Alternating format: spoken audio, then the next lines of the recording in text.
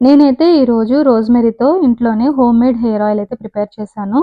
నిజంగా చెప్పాలంటే నేను ఇంతకుముందు ఎప్పుడు రోజ్‌మెరీ యూజ్ చేయడం గానీ, అలాగే రోజ్‌మెరీకి సంబంధించి ఈ విషయం గానీ నాకేది తెలీదు.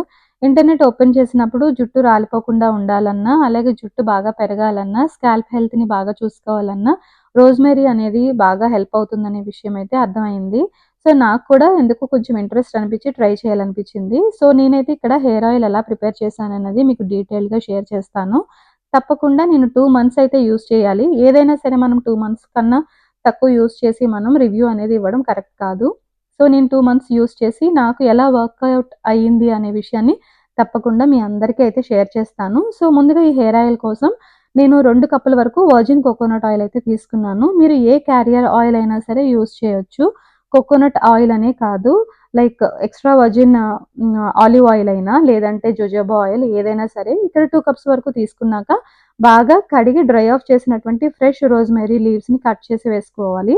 అలాగే ఒక చిన్న కప్పు వరకు కలోంజీ సీడ్స్, అలాగే ఒక చిన్న కప్పు వరకు మెంతులు వేసుకొని 45 నిమిషాల పాటు లో ఫ్లేమ్‌లో చాలా చిన్న మంట మీద ఆయిల్‌ని హీట్ చేసుకోవాలి.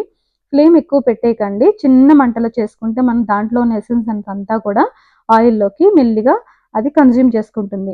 సో, గోరువెచ్చగా ఉన్నప్పుడు ఒక ఎయిర్ టైట్ కంటైనర్‌లోకి క్లీన్‌గా ఉన్న ఒక గ్లాస్ జార్‌లోకి ఫిల్టర్ చేసుకుంటే మనకి ఈ రకంగా ఆయిల్ అనేది వచ్చేస్తుంది.